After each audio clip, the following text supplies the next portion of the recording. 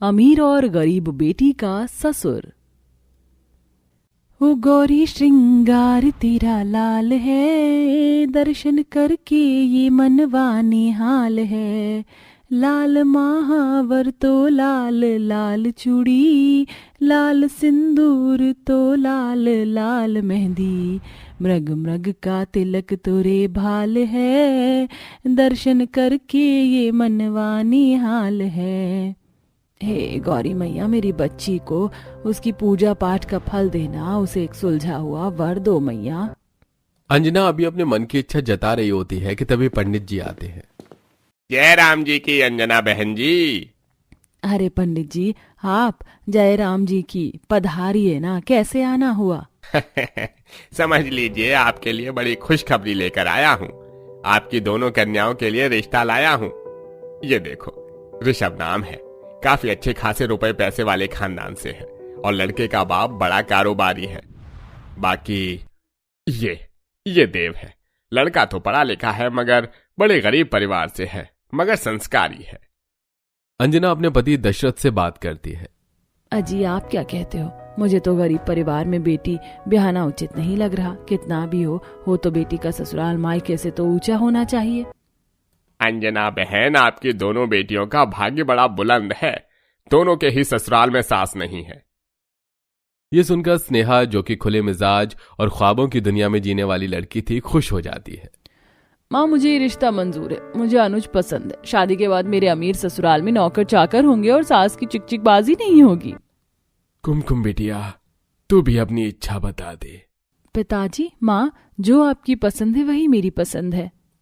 वैसे तो कुमकुम स्नेहा दशरथ अंजना की संतान थी, लेकिन दोनों के स्वभाव में फर्क था। स्नेहा खर्चीले शौक वाली लड़की थी, जबकि कुमकुम सहनशील, शांत और घर के कामों में कुशल निपुण थी।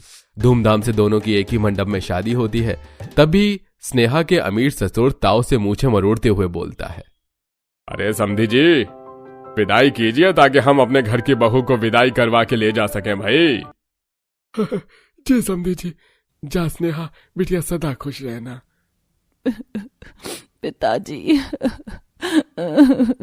दशरथ रोते हुए स्नेहा को गाड़ी में बिठा देता है। वहीं कुमकुम के गरीब ससुर बड़ी नरमी के भाव से हाथ जोड़कर विदाई लेते हैं।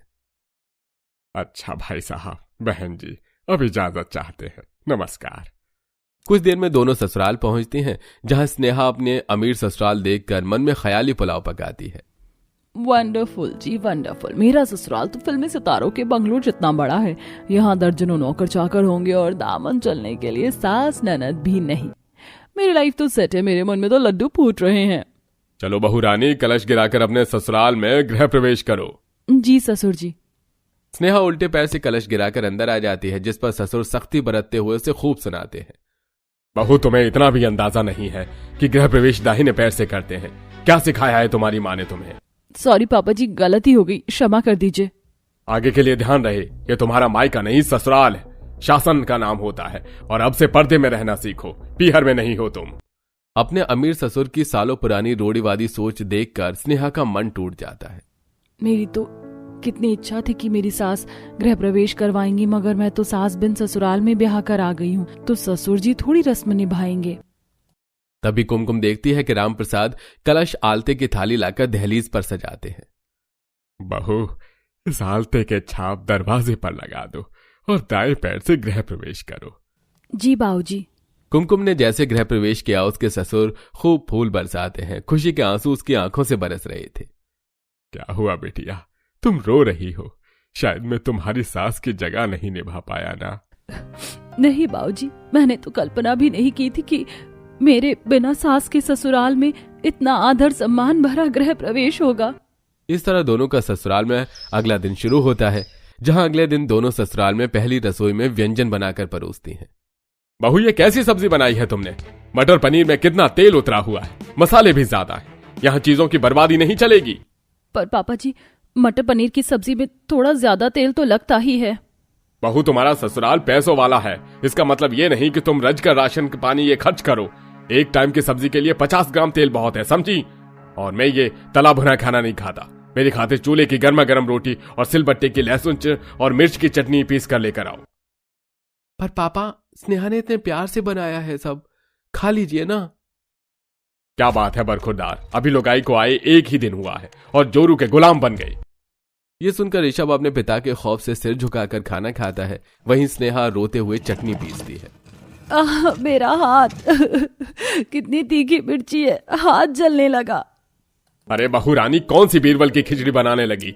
4 चूल्हे की रोटी बनाने में इतना टाइम लगता है। जी बना रही हूँ पापा जी।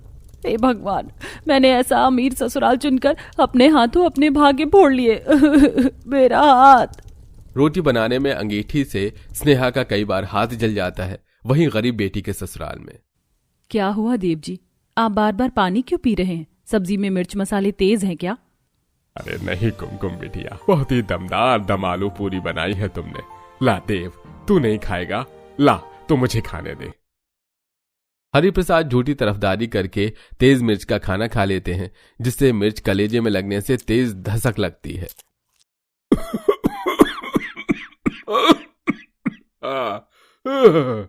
बाबूजी, आप ठीक तो है?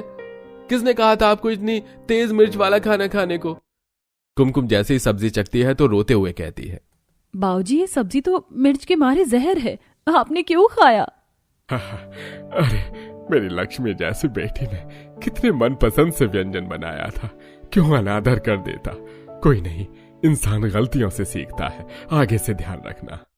भगवान जी आपका धन्यवाद, भले धन दौलत ना सही लेकिन ससुर के रूप में पिता दे दिया।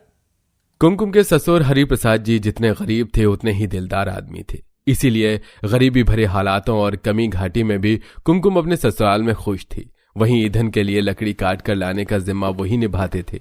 वहीं स्नेहा अपने अमीर ससुराल में बिल्कुल खुश नहीं थी। हे भगवान, कितने सारे जूठे बर्तन हो गए, इन्हें धो लेती हूँ। अरे साबुन भी खत्म हो गया।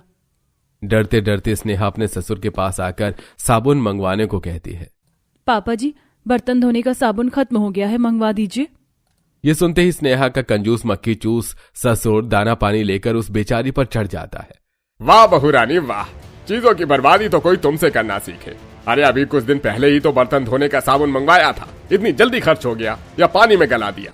पापा जी, पूरे 15 दिन के बाद साबुन खत्म हुआ है, 3 टाइप के बर्तन भी तो धुलते हैं। पल्ले नहीं दाने, अम्मा चली पकाने। अब तुम ससुर से जुबान लड़ाओगे? हैं? तुम्हारे माँ बाप ने यही सिखाया है? ये मुंहजोरी मुझको मंजूर नहीं है। जाओ चूल्हे की राख से बर्तन मांजो आज। वैसे भी पहले के जमाने में साबुन थोड़े होते थे, राख से बर्तन हीरे की तरह चमक जाएंगे। अब जाओ यहाँ से। स्नेहा अपने टूटे हुए मन को समेट कर राख से बर्तन धोने लगती है। तभी एक पतीले की तेज धार से उस बेचारी का हाथ कट जाता है। मेरा हाथ। क्या फायदा इस ऊंचे कोठी मकान और बेशुमार दौलत का? नरक से बदतर जिंदगी हो गई है इस ससुर वाले ससुराल में। सास बिना ससुराल का कोई सुख नहीं है। स्नेहा फूट फूट कर रोते हुए अपनी माँ को फोन लगाती है। प्रणाम माँ। अरे स्नेहा बिटिया, कैसी है तू? अपने अमीर ससुराल में खुश तो है ना? मुझे पता है तेरे खिदमत के लिए तो नौकर चाकर होंगे, तेरे एक चुटकी बजाते आ जाते होंगे। क्या बात है स्नेहा, तू रो क्यों रही है बिटिया? तू खुश तो है ना? हाँ माँ, मैं बहुत खुश हूँ। मेरे ससुराल में यहाँ सब लोग अच्छे। अच्छा माँ, मैं रखती हूँ। कैसे बताऊं माँ पापा आपको कि मैं अपने ससुराल में खुश नहीं हूँ? मुझे ले जाइए यहाँ से आकर। स्नेहा के लिए उसकी संपत्ति वाला ससुराल कैद खाना बन जाता है, जहां वो घुटती रहती है लेकिन कभी उफ तक नहीं करती। वहीं दूसरी तरफ कुमकुम के गर्भवती होने के बाद हरिप्रसाद फूले नहीं समाते और दिन रात उसकी सेवा पानी में जुटे रहते हैं। बाबूजी, आप क्यों चूल्हा चौका कर रहे हैं? आप हटिए, मैं बनाती हूँ खाना। अरे बेटिया, अब तू आराम कर। बहुत सेवा कर ली तूने मेरी, अब अपने पिता को मौका दे। ये ले, बेसन का हलवा बनाया है, चख तो जरा। अपनी बेटी के साथ गरीब ससुर का लगाव देखकर अंजना और दशरथ खुशी से भर जाते हैं। भाई साहब, बड़े भागों वाली है हमारी कुमकुम, जो उसे इतना दुलार देने वाले ससुर मिले। एक बेटी की माँ होने के नाते मैं गरीब परिवार में शादी करने के चलते दुविधा में थी, लेकिन आज बेहद खुश हूँ। चल बेटिया, हम तुझे लेने आए हैं। नहीं माँ, मैं यहीं रहूंगी। जब से बाबूजी और देव जी को पता चला है कि मैं माँ बनने वाली हूँ, ये दोनों मुझ पर जान न्यौछावर किए रहते हैं। मैं यहीं सुखी से हूँ। दोनों वहां से विदाई लेकर अमीर बेटी के घर आते हैं, जहां उसका ससुर स्नेहा को खराब खाना खाने पर मजबूर कर रहे थे। अरे देख क्या रही है बहुरानी, खाओ इसे। एक भी दाना कूड़े में गया तो तुम्हारी खैर नहीं, खाओ। यह मंजर देखकर दोनों का कलेजा तार तार हो जाता है। समधी जी, हमने अपनी बेटी आपके घर में दी है, इसका मतलब ये नहीं कि आपका जो मन चाहे वो करें। तभी स्नेहा उस दिन खुश नहीं थी। सारा दोष मेरा है जो धन दौलत देखकर मैंने अपनी फूल सी बिटिया को इस नरक में ढा दिया। चल स्नेहा। रुकिए माँ जी, मैंने स्नेहा का हाथ छोड़ने के लिए नहीं थामा था। इस घर से वो अकेली नहीं जाएगी, हम दोनों जाएंगे। चलो स्नेहा। अपने बेटे को घर त्यागते देखकर रामपाल का घमंड चूर चूर हो जाता है। वो दोनों से हाथ जोड़कर माफी मांगकर रोक लेता है और अपना बर्ताव भी बदल लेता है, जिसके बाद स्नेहा भी अपने ससुराल में अब खुशी खुशी रहने लगती है। माँ जी, कितना बड़ा मेला लगा है ना इस बार हमारे गांव में। देखो ना, देश विदेश से लोग आए हैं और इस बार सबसे ज्यादा दुबई के लोग आए हैं इस मेले में। काश कि हमारे घर में भी कोई दुबई की लड़की आती। मेरा तो सपना है कि मेरे देवर की शादी किसी दुबई की लड़की से हो। बहू, भला हम गरीब से कोई दुबई फैमिली क्यों रिश्ता जोड़ेगी, इसीलिए सपने भी औकात में रहकर देखें। ज्यादा बड़े सपने देखना सही नहीं। शोभा अपनी बहू को समझाते हुए घर आती है। अब इसी तरह कुछ दिन बीत जाते हैं और एक दिन अरे शोभा, मेरे पूरे शरीर में दर्द हो रहा है, जल्दी से मेरी दवाई दे दो। माँ, आज फिर मेरे पास मकान मालिक का फोन आया था। वो 2 महीने का किराया मांग रहा है और धमकी दे रहा है कि इस बार अगर किराया नहीं चुकाया तो घर से निकाल देगा। हम कैसे निकम्मे बेटे हैं जो घर का किराया तक नहीं भर पा रहे। घर में राशन भी खत्म होने को है। मेरे पास सिर्फ 2000 रुपए हैं। अब इन पैसे से मैं राशन लेकर आऊं, पापा की दवाई लेकर आऊं या घर का किराया भरूं? बेटा, मैं मालिक से बात कर लूंगी और 1 महीने का टाइम भी ले लूंगी, तो उन पैसों से राशन ले आओ। और मेरे पास एक सोने की बाली बची है, मैं सोच रही हूँ कि इन्हें बेचकर डॉक्टर ने जो टेस्ट लिखे हैं मैं तेरे पापा के वो टेस्ट करवा लूं और इनकी दवाई ले आऊं। भाभी, मैं शाम को मेले से आते हुए राशन भी ले आऊंगा। आप अभी जो रखा है वो बना दो। उदास पवन मेले में जाता है और अपनी कॉस्मेटिक की छोटी सी दुकान खोलकर बैठ जाता है। तो वहीं योगेश एक छोटी सी दुकान में जाता है और सोने पर कारीगरी का काम करना शुरू कर देता है। तो वहीं शोभा भी अपने सोने की बाली बेचकर अपने बीमार पति का 5000 रुपए का टेस्ट करवाती है और इंजेक्शन लगवाकर दवाइयां लेकर घर आती है। बहू, तेरे पापा की दवाई में आज पूरे 7000 रुपए खर्च हो गए हैं। 5000 रुपए टेस्ट और 2000 रुपए इंजेक्शन और दवाई के। अब जो भी खाना बना है जल्दी से दे दे ताकि तेरे ससुर जी दवाई खा सके। माँ जी, बस अभी लेकर आती हूँ। इस तरह बड़ी मुश्किल से शोभा का गरीब परिवार अपनी गरीबी का सामना कर रहा था। इसी बीच मेले में पवन की दुकान पर पूजा नाम की एक लड़की जो कि दुबई से इंडिया आई थी, वो अपनी फैमिली के साथ उसकी दुकान पर आती है और कुछ कॉस्मेटिक का सामान लेती है। पापा, ये देखो, दुबई में इतना सोना है पर फिर भी जो हमारे इंडिया में बात है वो कहीं नहीं। मुझे तो इंडिया की कांच की चूड़ी ही पसंद आ रही है और ये बिंदी। हाँ मेरी बेटी, वैसे भी हम तेरे पापा की रिटायरमेंट होने वाली है। उसके बाद हम फिर से दुबई से अपने इंडिया में हमेशा के लिए शिफ्ट हो जाएंगे। बस 1-2 साल की और बात है। मैडम, आप लोग दुबई से आए हैं? तभी मैं बोलूं आपकी भाषा और पहनावा हमसे अलग क्यों है? वैसे क्या आप भी हिंदू हैं? हाँ बेटा, हम भी हिंदू हैं पर काम के सिलसिले में हमें दुबई में रहना पड़ा। पर अब तुम्हारे अंकल का वीजा खत्म होने को है, उसके बाद हम इंडिया ही शिफ्ट हो जाएंगे। और हम तो अपनी बेटी के लिए कोई इंडियन फैमिली देख रहे हैं ताकि हमारी बेटी अच्छे से रह सके। पिछले 15 साल से हम दुबई में ही हैं। इस तरह पूजा अपने परिवार के साथ पवन से थोड़ी सी बातें करती है और कॉस्मेटिक का सामान लेकर अपना पर्स वहीं पर छोड़कर चली जाती है। कुछ ही देर में भीड़ होती है और पूजा का पर्स दुकान के अंदर टेबल के नीचे गिर जाता है। और कुछ ही देर बाद पूजा घबराई परेशान अपनी बहन के साथ दोबारा पवन की दुकान पर आती है। क्या आपने मेरा पर्स देखा? उसमें बहुत सारे पैसे रखे और मेरा वीजा पासपोर्ट भी रखा है। अगर वो खो गया तो हम दुबई कैसे जाएंगे? प्लीज मेरा पर्स ढूंढ दीजिए, मैं यहीं पर रख कर गई थी। आप परेशान ना हो मैडम, मैं अपनी दुकान में देख लेता हूँ, आपका पर्स मिल जाएगा। अगर मेरी दुकान में हुआ तो मैं आपसे वादा करता हूँ मैं आपका पर्स किसी भी हाल में ढूंढ कर दूंगा। पवन अपनी दुकान का हर एक कोना देखना शुरू कर देता है और काफी मशक्कत करने के बाद वो जब टेबल के नीचे जाता है तो देखता है कि पूजा का पर्स टेबल के नीचे है और वो एक बड़े से डंडे से टेबल के नीचे से पर्स निकालता है और पूजा को दे देता है। पूजा को पवन की ये ईमानदारी काफी पसंद आती है और वो घर जाकर सारी बात अपनी माँ को बताती है। अब इसी तरह कुछ दिन बीत जाते हैं और एक दिन, बेटा, जब से हमारी बेटी तुमसे मिली है और तुमने उसका पर्स ढूंढने में उसकी मदद करी है, वो तो हर समय बस तुम्हारा ही नाम लेती है। अगले हफ्ते हमें दुबई वापस जाना है और हम चाहते थे कि इस बार हम अपनी बेटी का रिश्ता किसी अच्छे से घर में करके जाएं। और हमारी बेटी को तुम बहुत पसंद हो, अगर तुम कहो तो हम तुम्हारे घर आकर तुम्हारे रिश्ते की बात करें। वो सब तो ठीक है पर हम आप जितने अमीर नहीं हैं।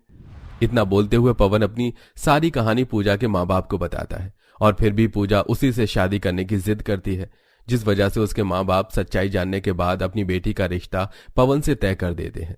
अब इस तरह कुछ दिन बीत जाते हैं। जब पवन अपने घर वालों को पूजा के बारे में बताता है तो शोभा के अलावा सभी लोग इस रिश्ते के लिए राजी हो जाते हैं। बेटा वो दुबई से आ रही है, वो हमारे इस गरीब घर में नहीं रह पाएगी। माँ जी, लड़कियां हर जगह एडजस्ट कर लेती हैं। अगर आज हम अमीर होते और तब पूजा घर की बहू बनती, खुदा ना खास्ता कल को हम गरीब हो जाते, तब भी तो वो एडजस्ट करती ही ना। घर वालों के समझाने पर ममता इस रिश्ते के लिए हाँ कर देती है और अगले ही दिन पवन मंदिर में जाकर पूजा से शादी कर लेता है। कुछ देर बाद जब पूजा अपनी फैमिली और पवन के साथ घर आती है तो वो देखती है कि घर का मकान मालिक घर का सारा सामान घर के बाहर फेंक रहा है और उन लोगों को बेघर कर रहा है। ये देख पूजा से बर्दाश्त नहीं होता और वो मकान मालिक से कहती है, ये आप क्या कर रहे हैं? मेरे होते हुए आपकी हिम्मत कैसे हुई मेरे गरीब ससुराल वालों को घर से निकालने की? ओ, तो ये गरीब परिवार अपनी गरीबी मिटाने के लिए दुबई की अमीर लड़की ले आया घर में बहू बनाकर। लड़की इतनी अमीर है तो अपने ससुराल वालों से बोलकर 3 महीने का किराया चुकाई। हाँ, जुबान संभाल कर बात करें। आप और समधन जी, आप फिक्र ना करें। अब हम रिश्तेदार हैं। हर माँ बाप अपनी बेटी को शादी का तोहफा देते हैं, इसलिए हम भी अपनी बेटी को शादी के उपहार के तौर पर 20 लाख रुपए, कुछ सोना और फर्नीचर का सामान दे रहे हैं। आप उन्हीं पैसों से इस मकान मालिक के मुंह पर दे मारे। उपहार के तौर पर अमीर बहू दहेज में काफी सारा सोना, पैसा और सामान लेकर आती है, जिससे शोभा न चाहते हुए भी अपना कर्ज चुकाती है और साल भर का किराया मकान मालिक को दे देती है। अब इसी तरह कुछ दिन बीत जाते हैं और घर की बुरी हालत देख एक दिन जेठ जी, मुझे जेठानी जी बता रही थी कि आप किसी छोटी सी दुकान में कारीगर का काम करते हैं। मैं तो कहती हूँ आपके अंदर इतना अच्छा टैलेंट है, आप दुबई चले जाइए, यहाँ से ज्यादा पैसे कमाओगे। पर मैं गरीब, भला दुबई कैसे जाऊंगा? मेरे पास ना तो वीजा है और ना ही पासपोर्ट और ना ही पैसे। आप फिक्र मत कीजिए, मैं पापा से बात करूंगी। बहू तो आते ही हम सबकी इतनी मदद कर रही है। मैं भी तो इस घर की बहू हूं ना। अगर मेरे बदले दीदी मदद करती तो हम भी तो उनकी मदद लेते ना। इस तरह घर में दुबई से आई अमीर बहू के आते ही उनकी किस्मत बदलने लगती है और पूजा सबसे पहले अपने जेठ का वीजा बनवाती है और पासपोर्ट बनवाकर उसे दुबई भेज देती है। और दुबई में जाते ही जैसे ही योगेश की नौकरी लगती है, वो वीडियो कॉल करके अपनी पूरी फैमिली को दुबई दिखाता है। माँ, ये देखो बुर्ज खलीफा। माँ, यहाँ मेरा काम बहुत अच्छा चल रहा है। अगले साल मैं वापस गाँव आ जाऊंगा। मुझे तो विश्वास ही नहीं हो रहा है, मेरी अमीर दुबई वाली देवरानी के घर में आते ही सब अच्छा हो रहा है। अब इसी तरह समय गुजरता है और देखते ही देखते 1 साल बीत जाता है और इन 1 साल में शोभा के घर की आर्थिक स्थिति सुधर जाती है और अब पवन अच्छी नौकरी करके पैसे कमा रहा था। समय यूं ही गुजरता है और एक दिन ममता बहू, आज योगेश दुबई से आने वाला है और कुछ सोना भी लेकर आ रहा है। और तूने घर में गरीब लोगों में सोना बांटने के लिए तिजोरी में संभाल के रख तो लिया ना। आज बहू का जन्मदिन है, मैं चाहती हूँ कि उसके जन्मदिन पर हम गरीबों की मदद करें। माँ, भाभी ने सब कर लिया है और केक भी आ गया है। चलिए हम सब भाभी से केक कटवाते हैं और गरीबों में सोना बांटकर उनके जन्मदिन को यादगार बनाते हैं। आखिर ये सब कुछ उन्हीं की वजह से तो हुआ है। इस तरह कुछ देर बाद पूजा घर के बाहर गार्डन एरिया में केक कट करती है और शोभा सभी गरीबों में सोने की अंगूठी बांटती है और इस तरह दुबई से अमीर लड़की आकर गरीब शोभा के घर की दशा को बदल डालती है।